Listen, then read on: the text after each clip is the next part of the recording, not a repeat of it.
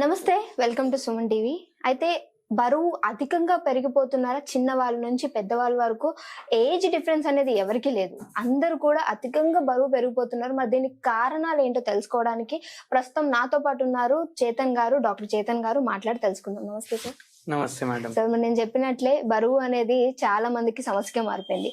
చిన్నవారిలో కూడా అంటే చాలా ఫ్యాట్ అయిపోవడము, దీనికి కారణాలు ఏంటి ఉండొచ్చు? చూడండి, చాలా సార్లు ఏదో అండర్లైన్ కాజ్ కూడా ఉంటది. అంటే థైరాయిడ్ ఉంటది పేషెంట్లకు, అప్పుడు బరువు పెరుగుతుంది, స్పెషల్లీ ఫీమేల్స్ లో. మళ్ళీ హార్మోనల్ ఇంబ్యాలెన్స్, పీసీఓడి కానీ, థైరాయిడ్ ప్రాబ్లం ఇప్పుడే చెప్పినా కదా, దానివల్ల కూడా పెరుగుతుంది. మళ్ళీ ఇంకా వేరే హార్మోనల్ కి సంబంధించిన డిసార్డర్స్ ఉంటాయి, దానివల్ల బరువు పెరుగుతుంది. అది కాకుండా ఇప్పుడు బీపీ పేషెంట్లు, షుగర్ పేషెంట్లు, ఇప్పుడు నరాల బలహీనత ఉన్న వాళ్ళకు కూడా బరువు పెరుగుతుంది. ఎందుకు? వాళ్ళు మందులు వాడతారు కదా, ఆ మందులు వాడడం వల్ల కూడా కొన్నిసార్లు బరువు పెరుగుతుంది అనమాట.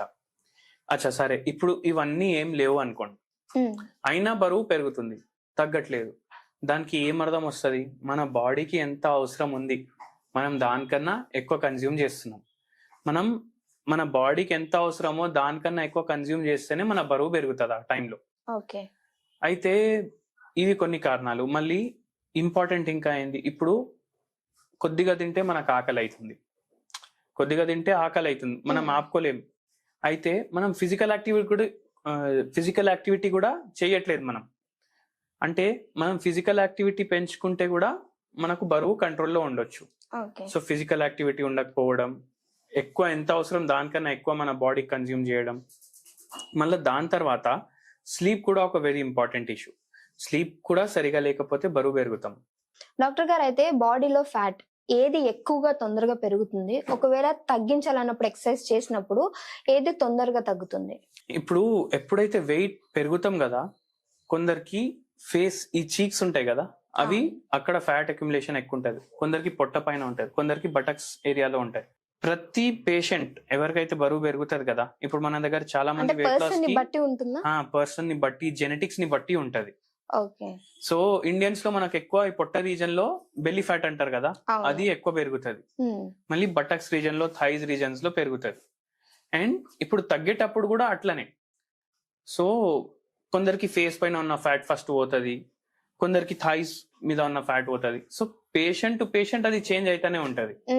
కొంతమంది చిన్న పిల్లలు కూడా చాలా ఎక్కువగా బరువు పెరిగిపోతున్నారు. అంటే వాళ్ళు తినే ఫుడ్ లో ఏమన్నా లోపం ఉండొచ్చా? అవును, ఫుడ్ లో కూడా లోపం ఉంది. ప్లస్ ఇప్పుడు ఏమైపోయిందంటే స్కూల్ ఎట్లయిపోయినాయి, ఒక బిల్డింగ్ లో అయిపోయినాయి. గ్రౌండ్ ఉండదు, ఏముండదు. పిల్లలకి ఆల్రౌండ్ డెవలప్మెంట్ ఉండాలి, కానీ పిల్లలకి ఆల్రౌండ్ డెవలప్మెంట్ ఉంటలేదు. మార్నింగ్ 7ంటికి పోతే ఈవినింగ్ 8ంటికి వస్తున్నారు పిల్లలు. ఎక్స్ట్రా క్లాసెస్ అనేసి, స్టడీ అవర్స్ అనేసి, ట్యూషన్లు అనేసి, అప్పుడు ఫిజికల్ యాక్టివిటీనే లేదు కదా. అండ్ ఫుల్ డే బ్రెయిన్ పనిచేస్తుంది. అయితే బ్రెయిన్ ఇప్పుడు మనం ఒక 2-3 గంటలు పనిచేస్తే మనకు జర డల్నెస్ వస్తుంది. అప్పుడు మనం చాయ్నో కాఫీనో తీసుకుంటాం. పిల్లలు ఏం తీసుకోరు, ఫుల్ డే కంటిన్యూస్లీ వాళ్ళ బ్రెయిన్ నడుస్తూనే ఉంటది. అయితే అది కాంపన్సేట్ చేయడానికి వాళ్ళు హై కార్బోహైడ్రేట్ డైట్ తీసుకుంటారు.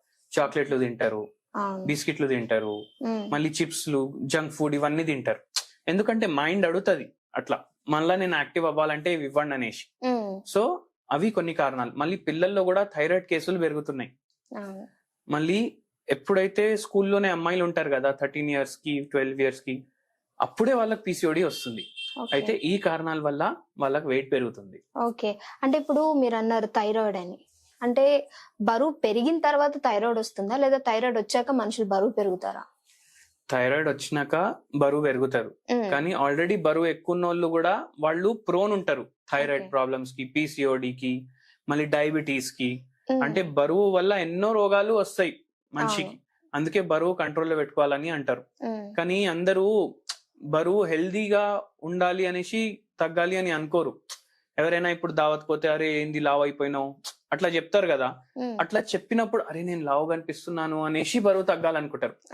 హెల్దీగా ఉండాలనేసి బరువు తగ్గాలని అనుకోరు. ఇప్పుడు బరువు పెరగడం వల్ల మోకాల నొప్పులు కూడా వస్తాయి. ఎందుకంటే చాలా ఎక్కువ వెయిట్ పడుతుంది కదా మోకాల మీద. ఆ మోకాల నొప్పి స్టార్ట్ అయిన తర్వాత బరువు తగ్గాలనుకుంటారు. అయితే ఫస్ట్ నుంచే మనం పెరిగే ముందే కంట్రోల్లో పెట్టుకోవడం బెటర్. ఓకే. ఒక పర్సన్ మంత్లీ ఎంత వెయిట్ తగ్గితే అది హెల్దీ వెయిట్ అని అంటాం మనం? చూడండి, ఏదైనా ఉంటే గ్రాడ్యువల్ ఉండాలి. ఇప్పుడు కొందరు 10 kgs కూడా లూజ్ చేస్తారు, నెలలో. కానీ అట్లా అంత ర్యాపిడ్ గా మందులు తీసుకొని, అంటే ఏ మందులు అయితే మనకు సైడ్ ఎఫెక్ట్ ఇస్తాయి కదా అటువంటి మందులు తీసుకోవద్దు. 3 kgs to 5 kgs మీరు లూజ్ చేయొచ్చు 1 month లో. మరీ ర్యాపిడ్ గా లూజ్ చేయొద్దు, ఎందుకంటే మీరు మొత్తం క్యాలరీస్ కట్ చేస్తున్నారు, ఒక డయట్ ఫాలో చేస్తున్నారు. ఆ డయట్ ఎన్ని రోజులు కంటిన్యూ చేస్తారు మీరు? అవునా కదా? ఇప్పుడు కీటో డయట్ చేసేటోళ్ళు ఉంటారు.